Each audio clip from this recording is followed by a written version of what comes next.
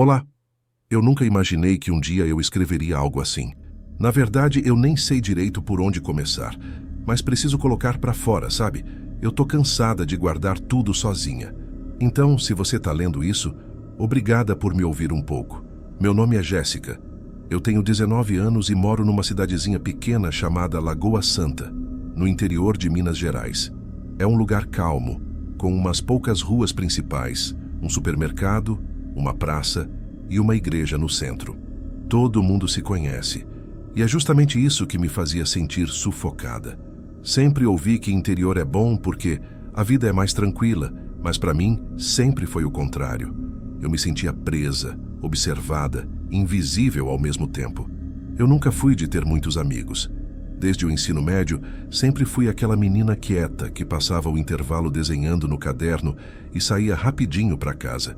Meu pai bebia muito, minha mãe era ausente e o clima em casa era pesado quase todos os dias. Então a internet acabou virando o meu refúgio.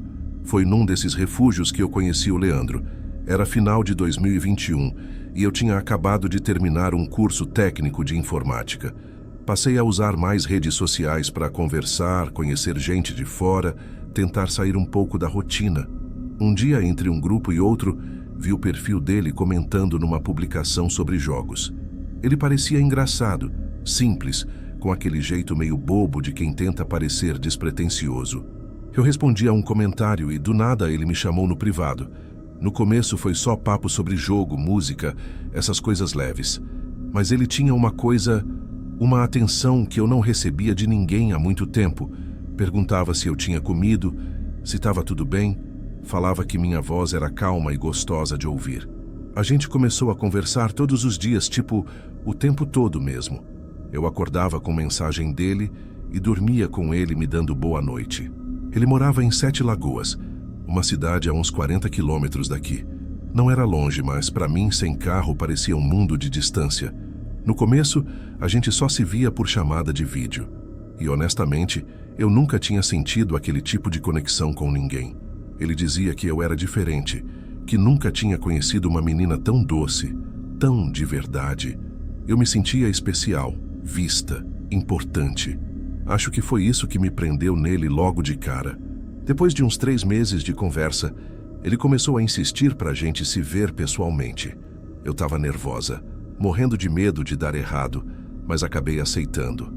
Marcamos de nos encontrar num ponto de ônibus entre as duas cidades, num sábado à tarde. Eu lembro até hoje do frio na barriga, do som do ônibus velho parando, e dele ali, me esperando com um sorriso meio torto, segurando um refrigerante e um pacote de batata. Naquele dia a gente andou por horas. Fomos numa praça, conversamos, e eu senti uma coisa que não sentia há muito tempo: segurança. Ele era engraçado, tinha aquele jeito protetor e sempre me olhava nos olhos quando falava. No fim da tarde, quando ele me deixou no ponto, ele segurou minha mão e disse que queria me ver de novo. A partir dali, a gente começou a se ver quase todo fim de semana. Eu mentia para minha mãe dizendo que ia dormir na casa de uma colega, mas na verdade ia para Sete Lagoas. Passava a tarde com ele, às vezes dormia lá e voltava no domingo. Com o tempo, as conversas foram ficando mais intensas. Ele falava de planos, de morar junto, de como seria nossa casa, nossos filhos, nossas viagens. E eu acreditava em tudo. Ele dizia que queria me tirar daquele ambiente tóxico da minha casa e que comigo ele se sentia calmo, completo. Mas junto desse amor, começaram a vir umas coisinhas estranhas, coisas pequenas, que na época eu nem percebi como sinais. Ele começou a ficar incomodado quando eu demorava para responder mensagens. Dizia que eu estava diferente. Às vezes perguntava com quem eu estava, onde, o que eu estava vestindo. Quando eu saía com alguma colega da escola, ele fazia piada dizendo que eu devia estar caçando o outro. Eu ria, achava que era brincadeira, mas aos poucos percebi que ele ficava realmente irritado. Teve uma vez que um amigo antigo comentou numa foto minha e ele apagou o comentário. Disse que não gostava de ver homem puxando papo comigo. Achei ciúme bobo, mas era a primeira vez que alguém se importava tanto comigo. Então eu deixei passar. Eu não percebia que aos poucos eu estava me afastando de todo mundo. As conversas com minhas amigas foram ficando cada vez mais raras. Quando eu queria sair, ele dizia que não fazia sentido, já que podia conversar comigo por chamada. Ele começou a me pedir para não usar certas roupas quando a gente saísse. Dizia que homem é tudo safado e não queria me ver sendo olhada. O que me confundia era que, depois dessas brigas, ele sempre se mostrava o oposto. Doce, carinhoso, cheio de desculpas. Dizia que só tinha medo de me perder, que eu era tudo que ele tinha. E de certa forma eu entendia porque eu também sentia isso. A distância fazia tudo parecer mais intenso. Quando a gente brigava por mensagem, parecia o fim do mundo. E quando fazia as pazes, parecia o começo de uma vida nova. Ele dizia que queria me proteger, me tirar daquele ambiente ruim, me dar uma casa de verdade. E quando ele sugeriu que eu fosse morar com ele, eu nem pensei duas vezes. Na época, minha mãe já não ligava para onde eu ia, e eu me sentia sufocada naquele lugar. Leandro tinha alugado uma casinha simples em 7 Lagoas e disse que tinha espaço para nós dois. Ele falava que juntos a gente ia conseguir se erguer, trabalhar, juntar dinheiro e começar uma vida nova. Eu lembro do dia em que fiz minha mala. Coloquei umas poucas roupas, meu caderno de desenhos e o celular. Meu coração batia rápido, mas eu sentia que estava fazendo a coisa certa. Quando cheguei na casa dele, ele me abraçou forte e disse que agora eu estava segura. A primeira noite foi perfeita. Fizemos comida juntos, assistimos um filme, rimos. Ele dizia o tempo todo o quanto me amava, o quanto era feliz por eu estar ali.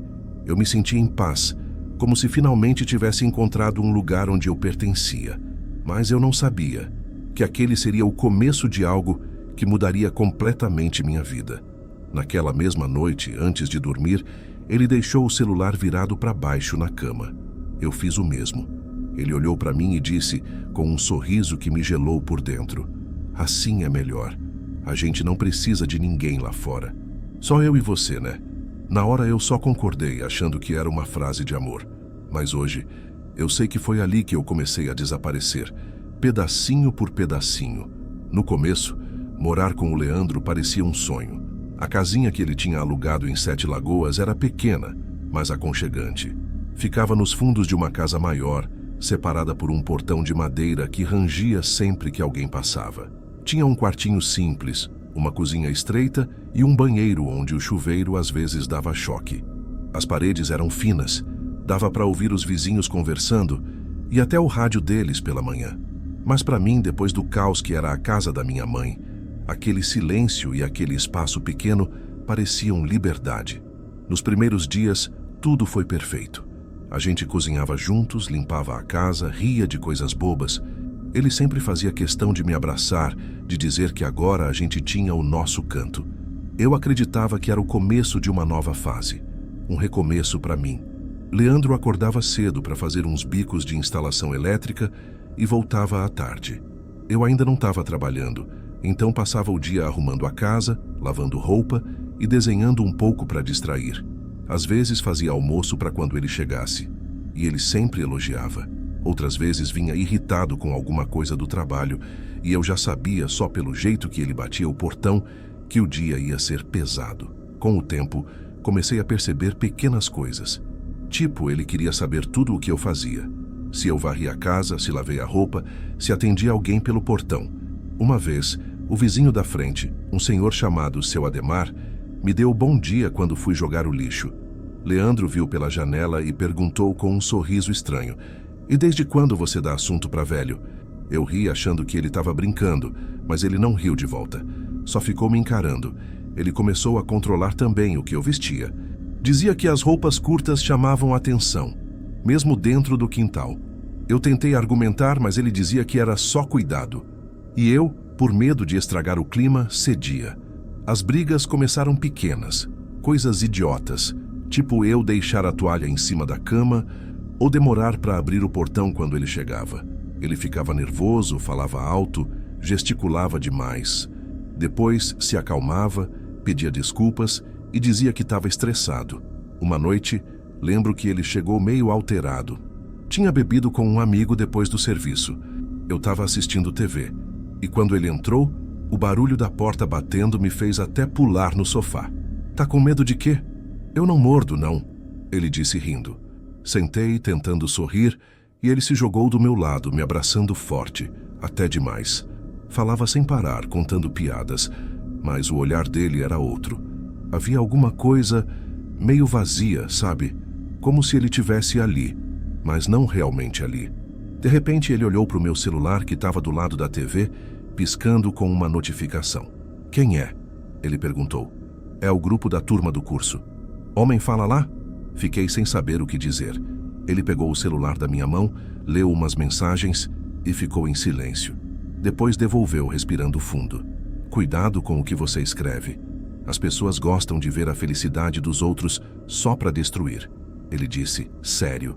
Naquela noite, ele não me deixou dormir encostando no celular. Disse que queria ficar abraçado comigo, que assim ninguém se metia entre a gente. No dia seguinte, o clima ficou pesado. Ele estava quieto, distante, e eu tentei fingir normalidade. Fiz café, limpei a casa, lavei a louça. À tarde, ele saiu para trabalhar e eu respirei aliviada. Peguei meu caderno de desenho e comecei a rabiscar, tentando colocar a cabeça em outro lugar. Foi aí que a vizinha da casa da frente, Dona Cida, apareceu no portão. Oi, menina, tudo bem? Se precisar de qualquer coisa, é só chamar, viu? Disse ela sorrindo. Sorri de volta, agradeci e fiquei conversando com ela uns minutinhos. Foi bom ouvir uma voz diferente. Mas quando Leandro voltou e viu que eu estava sentada perto do portão, a expressão dele mudou na hora. Tá batendo papo agora? Perguntou com um tom frio. Expliquei que era só a vizinha sendo simpática. Simpática demais, né? Gosta de se exibir, é? Ele respondeu e entrou sem olhar para mim. Naquela noite a gente não se falou. No outro dia ele chegou com uma chave nova. Disse que tinha trocado o cadeado do portão porque o antigo estava mole demais. Eu não entendi direito, mas percebi que só ele ficou com a cópia da chave. Quando perguntei, ele riu. Ué, vai sair para onde sem mim? Aquilo me deu um arrepio, mas eu disfarcei. Com o passar dos meses, o ciúme virou rotina. Ele começou a implicar com tudo. O som da TV alto, o tempo que eu passava no banho, o jeito que eu falava. Às vezes parecia que eu respirava errado. E sempre depois das brigas, vinha o mesmo discurso. Você me faz perder a cabeça, mas eu te amo. Teve uma noite em que eu acordei com barulho de passos no quintal. O chão de cascalho fazia aquele som de pedra se movendo. Olhei pela cortina e vi a sombra de alguém perto do muro. Meu coração disparou. Chamei o Leandro, que levantou meio sonolento, pegou uma lanterna e foi ver. Ele voltou depois de uns minutos, dizendo que não era nada, que devia ser o gato dos vizinhos. Mas eu vi. Eu juro que vi uma silhueta humana. Naquela madrugada, não consegui dormir mais. O som do vento batendo nas telhas parecia um sussurro, e cada estalo da casa me fazia prender a respiração. Com o tempo, o medo de estar sozinha foi ficando tão grande quanto o medo de estar com ele. Eu já não falava com minha mãe. Ele sempre dizia que ela era uma influência ruim. Meus amigos sumiram. Ou melhor, eu deixei sumir. Meu mundo se resumiu àquela casa abafada, aos muros altos e às paredes finas, onde eu ouvia os outros viverem, enquanto eu só existia. Um dia ele chegou do trabalho com um monitor de computador usado e disse que ia me ensinar a jogar com ele, pra gente ter algo para fazer juntos. No começo, achei fofo, mas logo virou outra forma de controle. Ele queria que eu jogasse o tempo todo com ele e ficava irritado quando eu errava ou perdia. Gritava, batia na mesa, dizia que eu não me esforçava o bastante. Foi numa dessas partidas que ele quebrou o teclado com um soco. O barulho ecoou na casa inteira e eu gelei. Ele ficou olhando para o teclado quebrado, respirando fundo, e depois me olhou como se fosse minha culpa. Olha o que você me faz fazer, ele disse, a voz quase um sussurro. Naquela noite, depois que ele dormiu, eu sentei na beira da cama e fiquei olhando para a janela. Lá fora, o vento fazia as folhas arranharem o muro. Eu pensei em sair, em correr para a rua, em bater na porta da casa da frente, mas não fiz nada. Só chorei baixinho para ele não ouvir. E no dia seguinte, ele acordou doce, sorridente, me trouxe café na cama e agiu como se nada tivesse acontecido. Foi assim que eu aprendi que o silêncio era mais perigoso do que os gritos. Não lembro direito quando o medo começou a morar comigo, mas acho que foi numa noite quente de janeiro. O ventilador estava rodando lento, o som fazendo aquele barulho de hélice cansada, E o Leandro estava jogando no computador, como sempre. Eu estava sentada na beira da cama, desenhando. Fazia tempo que eu não conseguia relaxar, mas desenhar ainda era a única coisa que me fazia esquecer um pouco da rotina. Ele tinha passado o dia de cara fechada, sem falar direito comigo. Quando perguntei o que era, respondeu só: nada, mas dava para sentir o ar pesado, como se qualquer palavra errada fosse o fósforo que acende o barril. Eu sabia que ele estava estressado, talvez por causa do trabalho, ou talvez por causa de mim. Ultimamente tudo parecia culpa minha. Eu pisava em ovos. A casa era pequena demais para evitar esbarrar nele, e cada olhar dele me deixava tensa, como se estivesse sempre prestes a ser julgada. Naquela noite, eu cometi o erro de suspirar alto. Foi só isso. E ele virou para mim com aquele olhar frio. Tá reclamando de quê agora, Jéssica? Disse, sem tirar os fones do pescoço. De nada, eu só... Sempre tem alguma coisa. Se tá insatisfeita, fala logo. A voz dele já tinha aquela vibração de raiva contida. Eu tentei mudar de assunto, fingir que nada tinha acontecido. Mas ele se levantou, empurrando a cadeira com força. Você acha que eu não percebo quando você fica me evitando? Ele disse, chegando perto. Eu não tô te evitando, Leandro. Só tô cansada. A palavra cansada pareceu acender alguma coisa nele. O rosto dele mudou. Os olhos que antes tinham um brilho triste ficaram duros, sem expressão. Ele deu um passo na minha direção, e eu recuei até encostar na parede. O resto aconteceu rápido demais. Um som seco, uma sensação quente subindo pelo rosto, e o mundo girando um pouco. Eu não sei se foi a dor ou o susto que me fez chorar. Acho que foi o medo. O medo de perceber que aquilo tinha realmente acontecido. Ficamos em silêncio por uns segundos, e o ventilador continuava rodando como se nada tivesse acontecido. Ele respirava fundo, os olhos arregalados, como se também tivesse se assustado com o que fez. Tentou me tocar, mas eu recuei. Eu não quis. Eu juro que não quis. Ele murmurou com a voz trêmula. Eu só consegui balançar a cabeça, com as lágrimas descendo. Passei o resto da noite no banheiro, sentada no chão frio, olhando para o azulejo rachado. O barulho da rua era distante, abafado pelo muro alto. Eu pensei em ligar para minha mãe, mas o celular estava na sala, e eu tinha medo de sair e encontrar ele de novo. No dia seguinte, ele acordou cedo, fez café, agiu como se nada tivesse acontecido. Eu desci as escadas devagar, o rosto ainda doendo, o corpo pesado. Quando ele me viu, tentou sorrir. Dormiu bem? Perguntou. Eu só respondi que sim. Durante o dia, ele ficou estranho, calado. À noite, chorou. Disse que me amava, que se sentia um monstro, que não sabia o que tinha dado nele. Eu ouvi tudo, sem conseguir reagir. Eu não sentia raiva, nem pena, só um vazio enorme. Nos dias seguintes, ele começou a me tratar com uma delicadeza exagerada. Fazia tudo por mim, comprava comida, mandava mensagens carinhosas enquanto estava no trabalho. E eu, por um tempo, quis acreditar que aquilo era arrependimento de verdade. Mas o medo não saiu. Ele ficou ali, num canto da casa, escondido entre os móveis. Cada vez que o portão batia, eu sentia o coração disparar. E quando ele chegava, eu observava seu humor antes de abrir a boca. A vizinha da frente, Dona Neia, me olhava com um ar desconfiado toda vez que eu passava. Uma tarde, enquanto eu estendia a roupa, ela perguntou baixinho: "Tá tudo bem aí, menina?"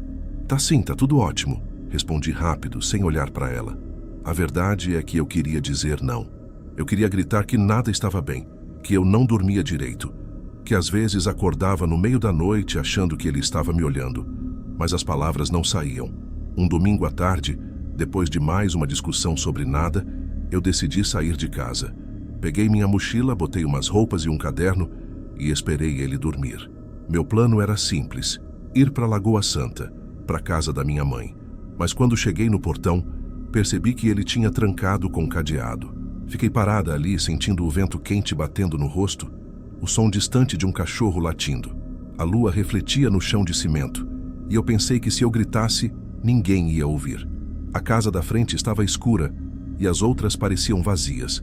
Voltei para o quarto e sentei na beira da cama. Senti raiva de mim mesma por não ter saído antes, por ter deixado ele ter controle até das chaves. E, ao mesmo tempo, Senti medo do que ele faria se percebesse que eu tinha tentado ir embora.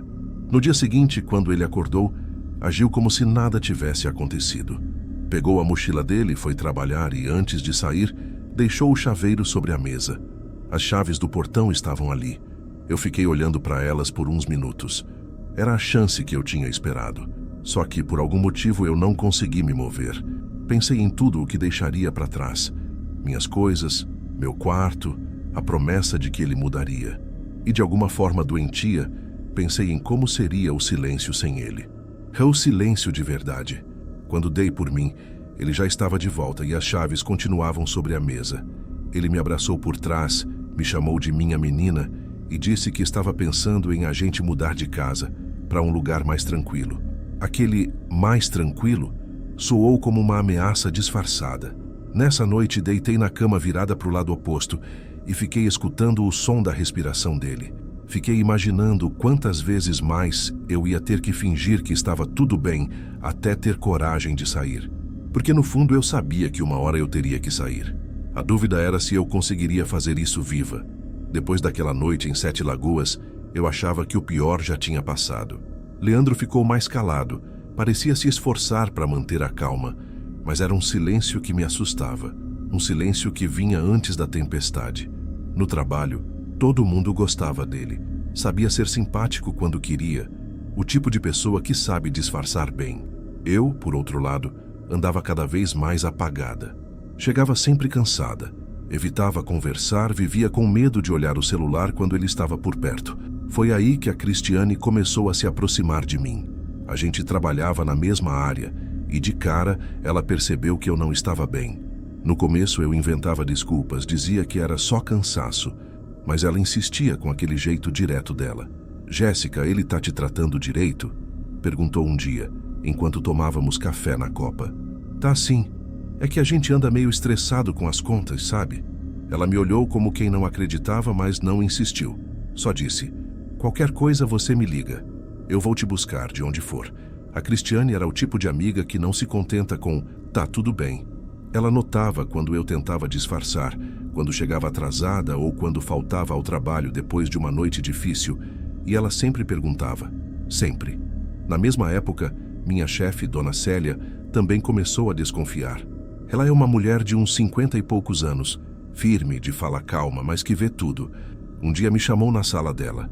"Você tem trabalhado bem, Jéssica, mas anda diferente. Quer conversar?" Eu disse que não era nada. Ela ficou em silêncio por um tempo, me observando e respondeu: "Tudo bem, mas se um dia for algo, você pode falar comigo." Aquela frase ficou na minha cabeça por dias. Foi a primeira vez que alguém me ofereceu ajuda sem me julgar. Mas em casa, o clima só piorava. Leandro bebia cada vez mais.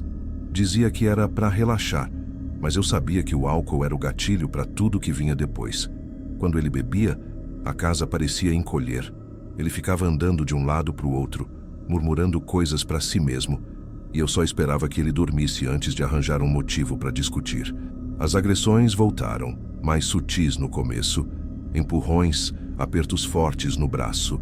Eu usava blusas compridas até no calor. Cristiane percebeu. "Você precisa sair daí, Jéssica", disse um dia no estacionamento. "Isso não vai acabar bem." "Eu sei, mas não é tão simples." Minha voz saiu baixa. Ela respirou fundo e respondeu: "Então promete que, se ele fizer qualquer coisa, você me liga." Eu prometi.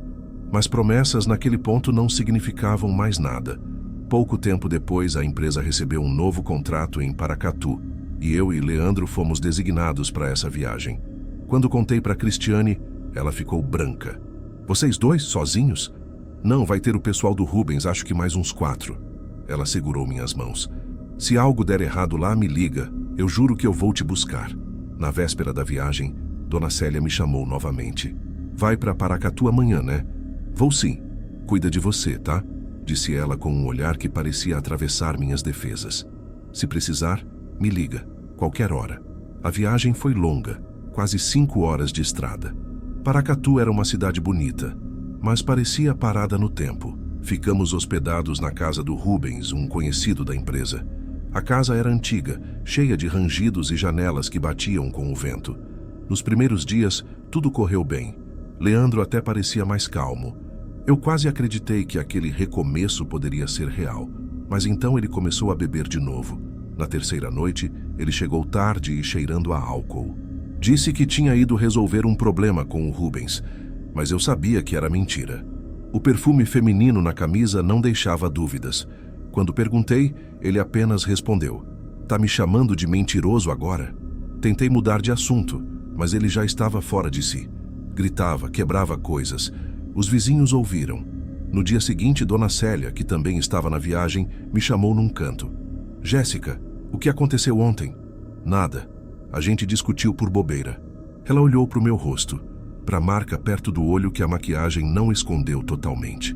"Isso não é bobeira. Eu posso chamar a polícia agora, se você quiser." "Não, por favor." Minha voz tremia. "Foi um acidente, eu juro."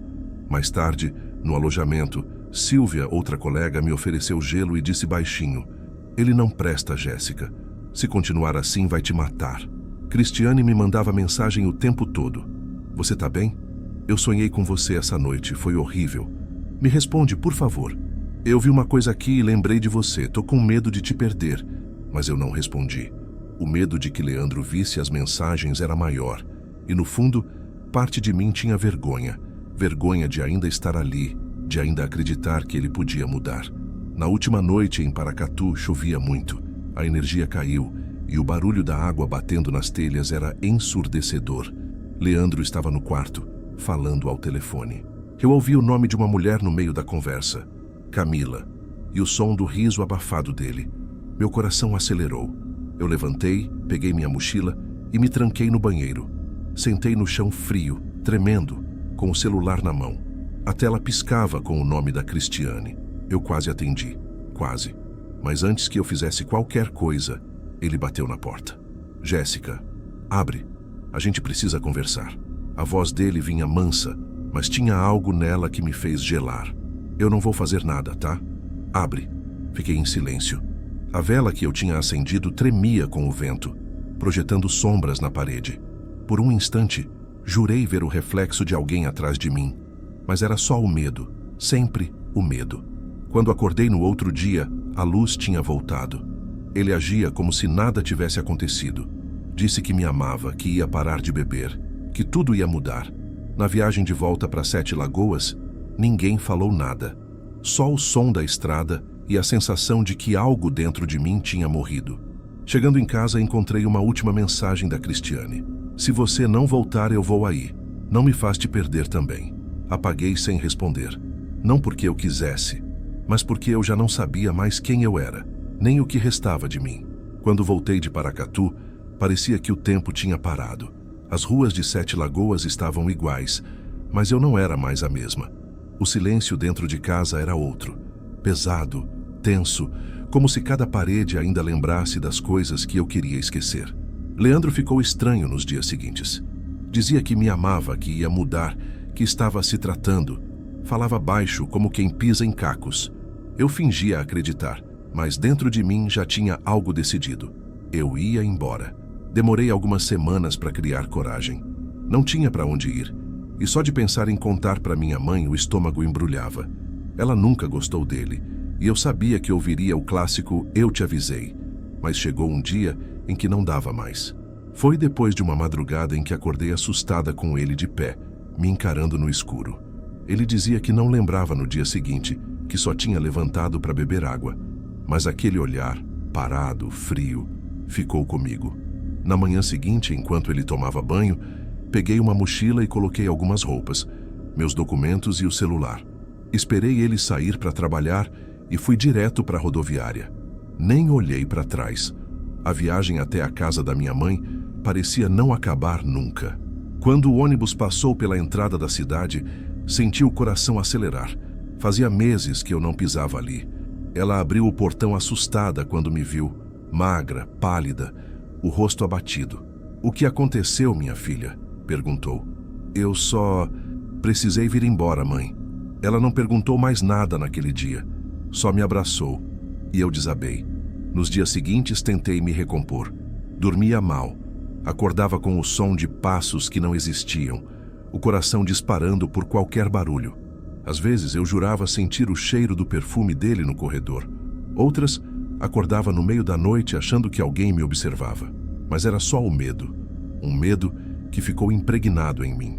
A Cristiane veio me visitar uma semana depois. Ela entrou com os olhos marejados e me abraçou sem dizer nada. Ficamos assim por minutos. Eu achei que você tivesse... Ela parou, engolindo as palavras. Eu tentei te ligar tantas vezes. Eu sei. Desculpa. Você não precisa pedir desculpa, Jéssica. Você só precisa ficar viva. Foi ela quem me levou para fazer um boletim de ocorrência, mesmo eu tremendo o caminho inteiro. Eu não queria ver o nome dele no papel, mas precisava. Era o primeiro passo para não ser mais refém daquele medo. A dona Célia também me ligou. Disse que tinha escutado coisas, que estava preocupada. Me ofereceu ajuda, até falou sobre uma psicóloga que atendia mulheres em situação parecida. Aceitei. Nos dias de consulta, eu mal conseguia falar. Passava longos minutos em silêncio, tentando entender como deixei tudo chegar àquele ponto. A psicóloga dizia que culpa e medo andam juntos e que eu precisava separar os dois. Eu tentava. Leandro ainda mandava mensagens. Me perdoa, por favor. Eu tô mudando, Jéssica, tô indo atrás de ajuda. Volta pra casa, eu te amo. Eu lia tudo, mas nunca respondia. Uma parte de mim ainda sentia pena dele, e isso me assustava mais do que qualquer lembrança. Houve uma tarde em que o número dele ligou e eu deixei tocar. O celular vibrava na mesa, e eu fiquei parada olhando para a tela, como se o aparelho fosse uma bomba prestes a explodir. Quando parou, o alívio veio junto com as lágrimas. Aos poucos, comecei a me acostumar com o silêncio. Voltei a desenhar, algo que ele nunca gostava que eu fizesse. E encontrei um emprego novo, por indicação da Cristiane. O ambiente era leve, e pela primeira vez em muito tempo, ninguém me fazia ter medo de errar. Mas o corpo ainda reagia. Se alguém falasse alto, eu encolhia. Se uma porta batia forte, o coração disparava. Eu evitava espelhos. Tinha medo de ver nos meus próprios olhos o reflexo da mulher que ele tentou destruir. Minha mãe foi paciente. Nunca tocou diretamente no assunto. Um dia, enquanto lavávamos a louça, ela apenas disse: "Você não merece viver com medo." Eu só respondi: "Eu sei. Hoje faz quase 6 meses que saí daquela casa. Às vezes acordo achando que ainda estou lá. O quarto escuro, o som do portão, a sensação de estar sendo observada. Mas depois olho em volta e lembro que estou segura, que ele não manda mais em mim." Outro dia, encontrei uma propaganda daquelas com a frase "Disque 180. Fiquei parada olhando por um tempo e pela primeira vez não senti vergonha. Senti raiva. Raiva de não ter feito isso antes. A Cristiane continua sendo meu apoio. A gente se fala quase todo dia e ela vive dizendo que está orgulhosa de mim. "Você saiu viva, Jéssica. Isso já é coragem." Às vezes eu acredito, às vezes não. Mas toda noite, antes de dormir, repito para mim mesma: "Você saiu. Você está viva." É simples, mas é o que me mantém firme. Leandro ainda tenta contato de vez em quando. Mensagens curtas, tentativas vazias de reaproximação. Eu não bloqueei o número, não por esperança, mas para lembrar, para nunca esquecer de onde eu voltei. E é por isso que eu estou escrevendo tudo isso agora. Porque talvez alguém escute a minha história e perceba o que eu demorei demais para entender. Amor que dói não é amor. E quem te faz ter medo dentro da própria casa não te ama, te aprisiona. Hoje, eu não sei se posso dizer que estou bem, mas estou viva. E pela primeira vez em muito tempo, isso é o bastante. Gostou do relato? Comente de que cidade está assistindo e se inscreva no canal. Agora vamos continuar com essas histórias arrepiantes. Meu nome é Lígia. Tenho 28 anos. E até hoje eu não consigo passar um único dia sem pensar na Renata. Ela era minha melhor amiga desde a adolescência. A gente se conheceu num curso técnico em design em São Paulo e desde então vivíamos grudadas. Trabalhávamos em home office.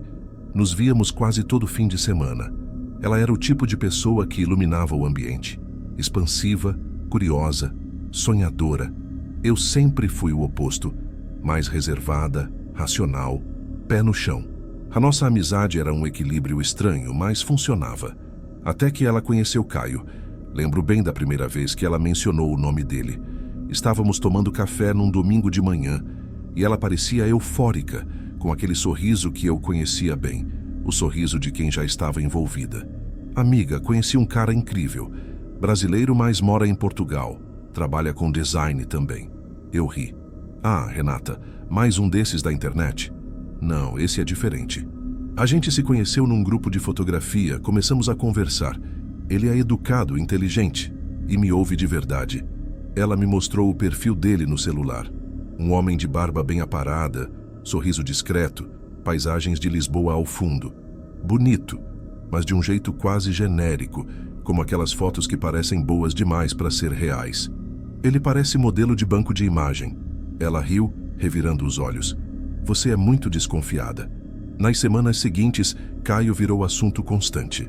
Eles conversavam todas as noites, trocavam mensagens durante o expediente, faziam chamadas de vídeo de madrugada. Pelo menos era o que ela dizia. Eu nunca ouvi a voz dele. Nunca o vi em uma chamada real. Renata sempre mostrava prints, fotos, trechos de conversa, mas quando eu perguntava por videochamada, ela desconversava. Ah, ele odeia a câmera, fica travando, a internet dele é ruim. Sempre havia uma desculpa pronta. Mesmo assim, eu via que ela estava feliz. E por mais que uma parte de mim desconfiasse, eu também queria acreditar que talvez dessa vez fosse real. Ela vinha de relacionamentos desastrosos, sempre se entregando demais, sempre se machucando. Talvez ela só quisesse que algo finalmente desse certo. Um dia cheguei no trabalho e encontrei Renata digitando animada no celular. Perguntei o que era. Caio me convidou para ir visitá-lo em Lisboa. A xícara quase escorregou da minha mão. Visitar? Tipo, agora? Ela sorriu com um brilho no olhar. Ele disse que pode me ajudar a conseguir um emprego lá. Falou que tem amigos em uma agência, que eu posso ficar com ele até me estabilizar. Fiquei em silêncio por alguns segundos, tentando processar. Ela continuava falando, empolgada, como se fosse uma oportunidade única. Mas o que eu sentia era uma angústia surda, uma sensação de que algo não se encaixava. Renata, você o conhece há quanto tempo? 6 meses. Doa-se o que você realmente sabe sobre ele. Onde ele mora, onde trabalha. Ela deu de ombros. Eu sei o suficiente. Ele é de confiança. De confiança como?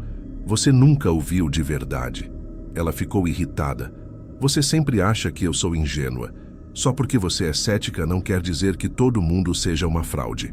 O tom dela me cortou. Preferi não insistir. Nos dias seguintes, ela começou a planejar tudo. Vendeu móveis, rescindiu o contrato do apartamento, tirou o passaporte.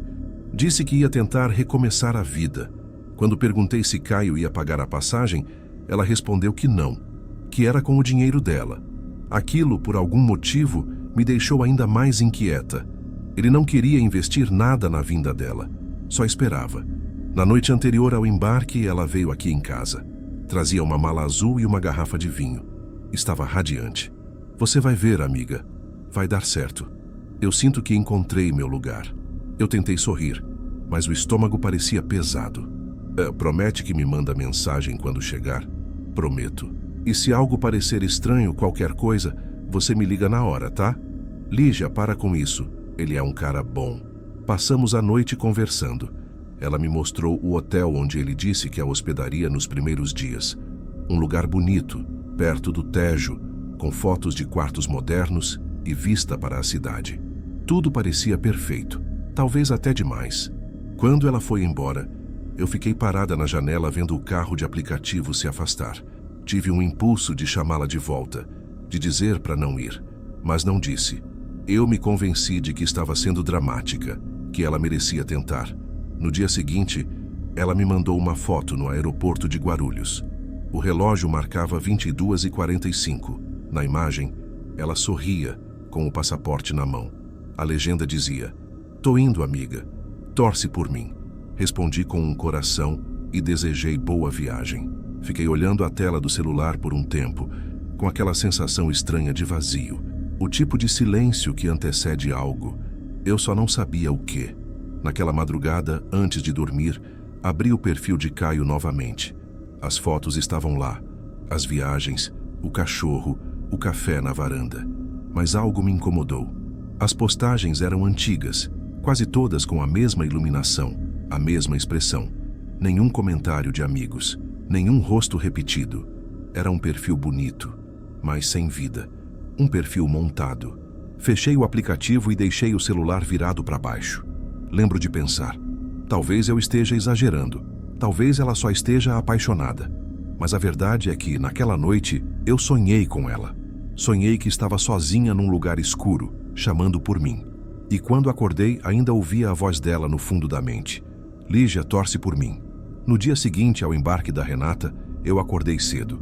Era uma sexta-feira, 7h30 da manhã. A primeira coisa que fiz foi olhar o celular. Nada. Nenhuma mensagem, nenhum áudio, nenhuma notificação dela. Achei normal. Talvez ainda estivesse no voo. O trajeto de São Paulo a Lisboa leva em torno de 10 horas. Ela deveria pousar por volta das 10 da manhã, horário de lá. Esperei. Às 11, nada. Ao meio-dia mandei uma mensagem. Chegou bem? Os 2 tiques apareceram, mas não ficaram azuis. Passei o dia tentando me convencer de que estava tudo bem, que talvez o chip internacional dela não tivesse funcionado, que o Wi-Fi do aeroporto podia estar ruim. Mas à noite, quando ainda não tinha nenhuma resposta, uma inquietação começou a crescer dentro de mim. Renata sempre foi do tipo que avisa tudo. Se atrasava 5 minutos, mandava mensagem. Era ansiosa, falava sem parar. O silêncio dela não fazia sentido. Na manhã seguinte, mandei outra mensagem. Depois liguei. O telefone chamava, mas ninguém atendia. Mandei um áudio. Amiga, me avisa quando der, tá? Só quero saber se chegou bem. A voz saiu trêmula e percebi que, sem querer, já estava imaginando coisas. Tentei falar com a mãe dela. Dona Celina atendeu com voz calma, mas preocupada. Ela ainda não te mandou nada? Nada, nem para mim. Ah, deve estar cansada, né? Viagem longa. Mas eu percebi a hesitação no final da frase. No terceiro dia, eu já não dormia direito. Comecei a checar o perfil de Caio nas redes. Nada novo. Nenhum story. Nenhuma postagem recente. Enviei uma mensagem direta. Oi, aqui é a amiga da Renata. Você sabe se ela chegou bem? Nenhuma resposta. 3 horas depois, a conta dele estava privada. No dia seguinte, sumiu. Foi ali que o medo virou desespero. Liguei para a Embaixada Brasileira em Lisboa. Expliquei que minha amiga tinha viajado para encontrar um rapaz e que ninguém mais tinha notícias dela desde o desembarque. A atendente me ouviu com paciência, mas a resposta foi seca. Senhora, talvez ela só não tenha se comunicado ainda.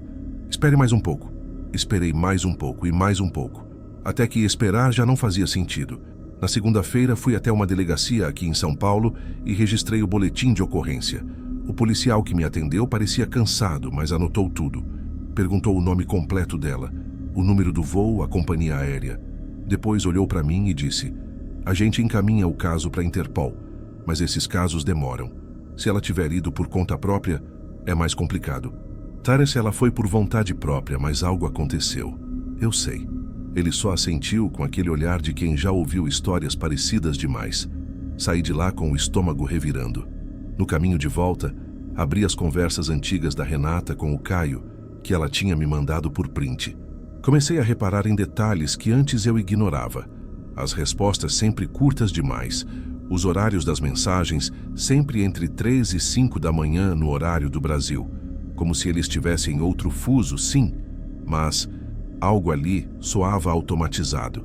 E as fotos, eu ampliei uma delas e percebi que o reflexo da janela atrás dele mostrava outra paisagem. Não parecia Lisboa, parecia uma imagem recortada. Naquela noite, eu sonhei com ela de novo. No sonho ela batia na porta de casa e quando eu abria não via ninguém. Só ouvia o barulho de passos se afastando pelo corredor. Acordei com o coração disparado. No dia seguinte, a mãe dela me ligou, chorando. Lígia, a companhia aérea confirmou que ela embarcou. Ela chegou lá, mas ninguém sabe para onde foi depois. Aquilo me gelou. Era como se o mundo tivesse engolido a Renata. Comecei a procurar por conta própria. Entrei em grupos de brasileiros em Lisboa no Facebook, pedi ajuda, descrevi ela, postei fotos. Algumas pessoas responderam dizendo que já tinham visto histórias parecidas. Uma mulher comentou: tem muito homem fingindo ser brasileiro aqui.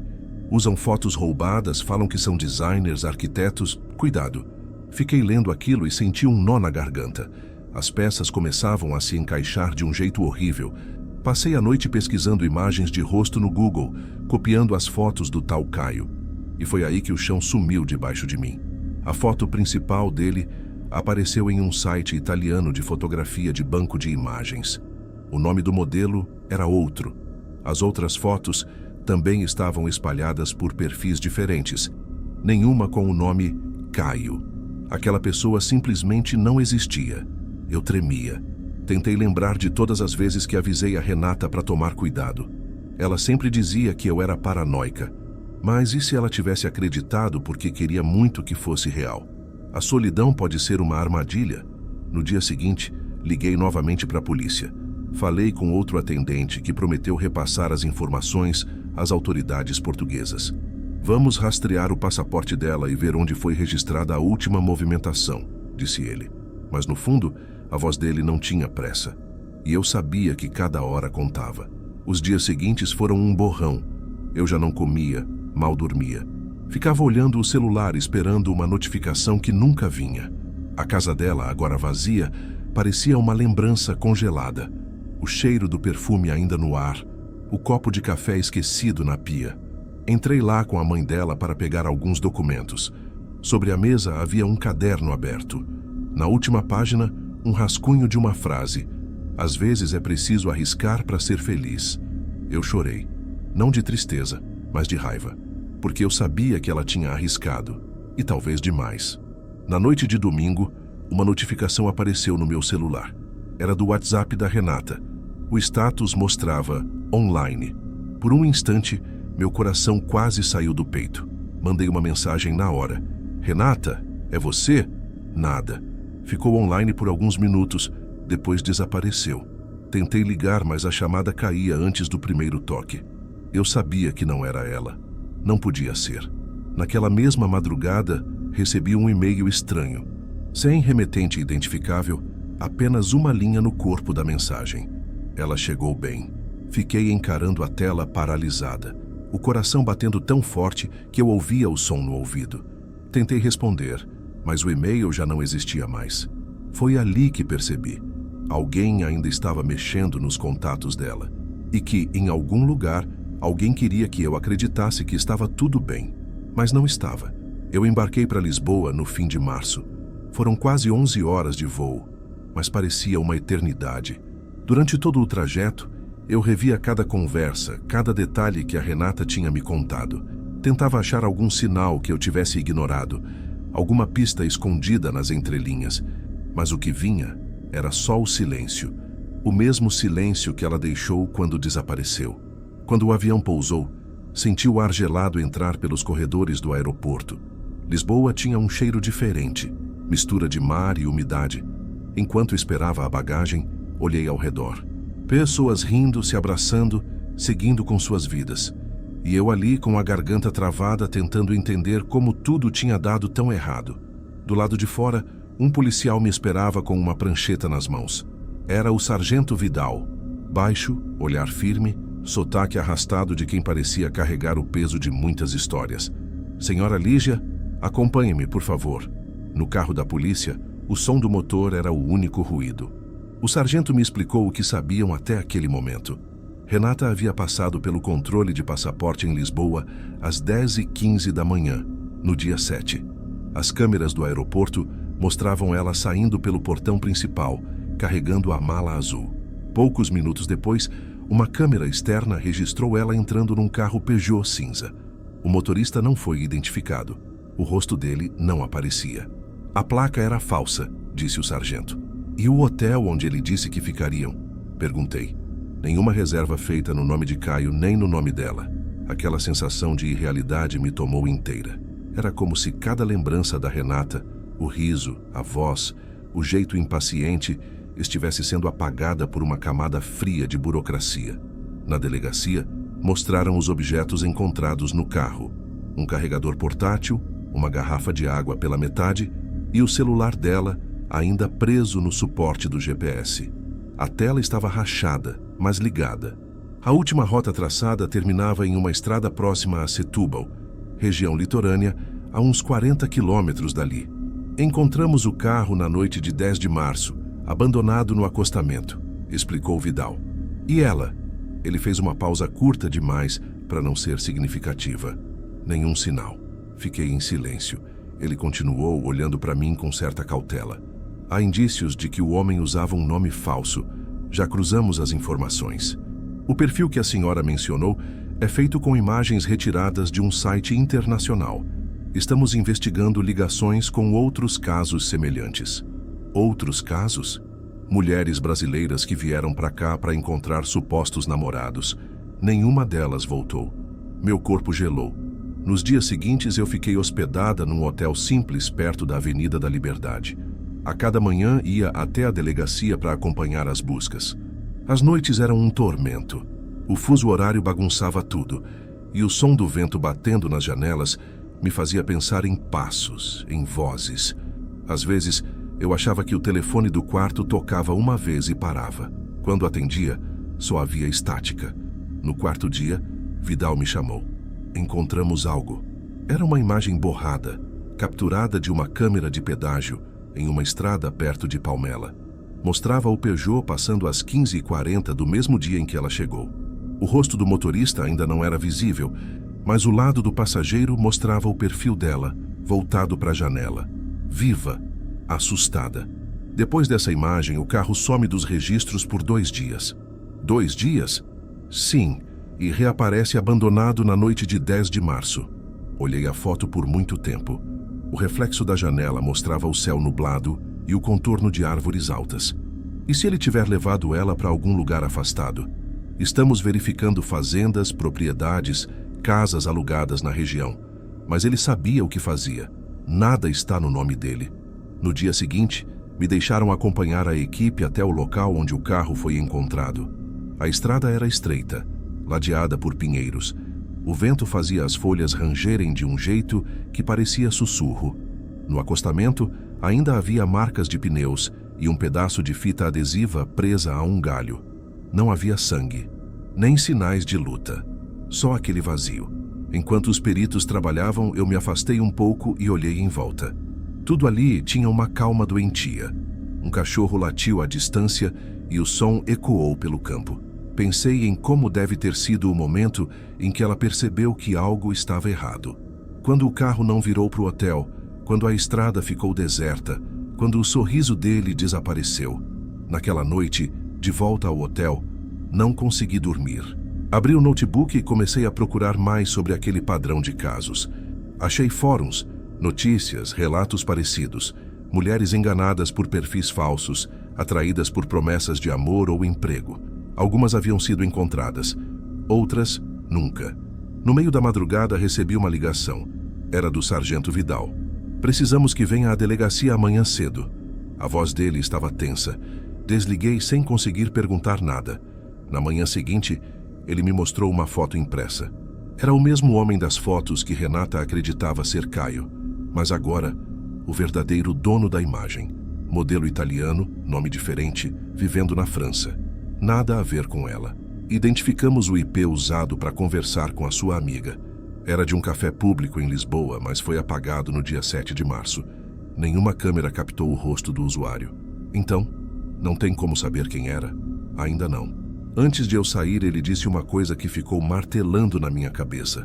Esses homens não querem ser encontrados. E às vezes, o que eles procuram também não é amor. Voltei para o hotel atordoada. Deitei na cama e fiquei olhando o teto, tentando juntar o que restava de sentido. A mala da Renata tinha sido encontrada no bagageiro do carro, intacta. O passaporte guardado, o celular travado no GPS. Era como se ela tivesse simplesmente saído do carro e desaparecido. Naquela noite, por instinto, abri o celular dela. A polícia havia me autorizado a olhar mensagens antigas. Enquanto rolava as conversas, notei algo no final. Um número desconhecido, salvo apenas como C.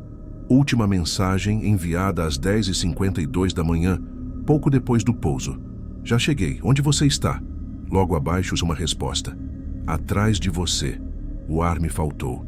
Aquela mensagem tinha sido recebida no aeroporto minutos antes dela aparecer nas câmeras saindo do portão. Ele já estava lá, esperando. Fechei o celular e sentei na cama com o coração batendo nas têmporas. Pela janela, o vento fazia o toldo bater.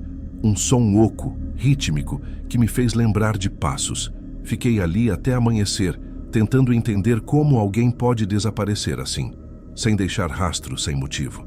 Voltei ao Brasil uma semana depois. O caso ainda está aberto.